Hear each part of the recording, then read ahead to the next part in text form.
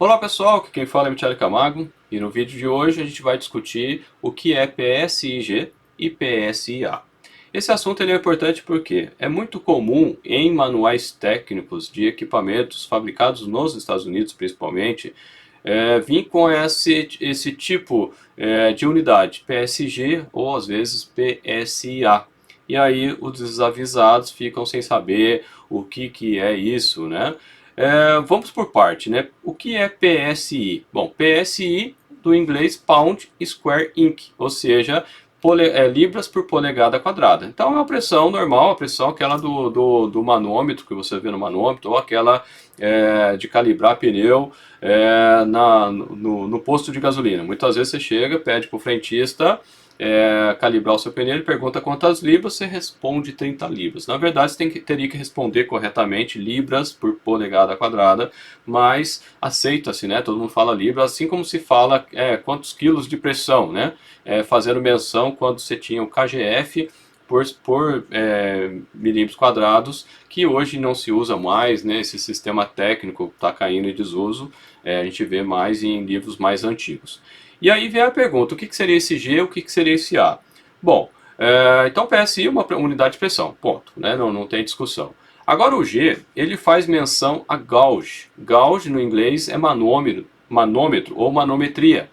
E o A, ele é de absoluto, ou seja, de absoluto. Então o PSIG quer dizer que é uma pressão medida em pound square inch, ou libras por polegada quadrada, manométrica, e PSA é a mesma medida, só que na escala absoluta. Aí vem a pergunta, o que é escala absoluta, o que é escala manométrica? Então a gente define lá em mecânica dos fluidos, por exemplo, que pressão absoluta é aquela medida a partir do zero, e a manométrica é medida a partir da pressão atmosférica. Então a pressão absoluta ela sempre vai ser maior do que a pressão manométrica. E aí vem a pergunta, né? E daí, né? O que eu tenho com isso, né? O que você tem com isso é muito simples. Se você, ao informar uma pressão que deveria ser absoluta e informar como se fosse manométrica,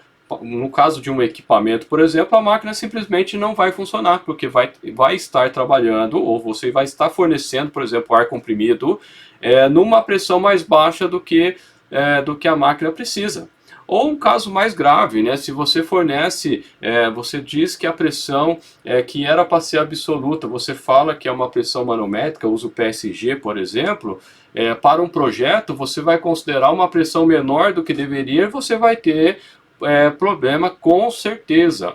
E um outro ponto de operação, no caso de uma máquina, imagina a empresa que você trabalha, ela compra uma máquina caríssima, e chega na hora de regular, você verifica a pressão que está, por exemplo, que a pressão máxima de operação da máquina é, sei lá, 20 PSI, G, você coloca como PSA e aí você vai destruir a máquina, né? Você vai fornecer mais pressão do que a máquina suporta, e aí você vai ter uma catástrofe, né? Você pode ter problema só de estragar a máquina, então você vai gerar custo, muito provavelmente você vai ser demitido, ou você pode, dependendo da máquina, pode estourar alguma coisa e alguém se acidentar. Então é um assunto simples, a definição é simples, mas muita gente confunde. Até quem já formou, saiu da faculdade, confunde, mesmo porque a gente não fala isso muito na faculdade.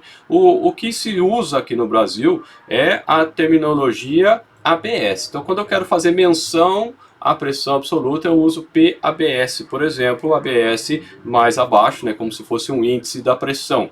Né? E quando não tem nada, seria a pressão manométrica. Isso é o que se convenciona aqui no Brasil. Mas como tem muita coisa que a gente usa aqui, que vem dos Estados Unidos, por exemplo, saber isso é importante. Beleza? Agora eu queria que você deixasse seus comentários, o que você achou desse vídeo, o que você achou dessa dica. Se inscreva no canal, dê um joinha e tem mais algumas informações na descrição do vídeo. Beleza, pessoal? Um abraço e até a próxima.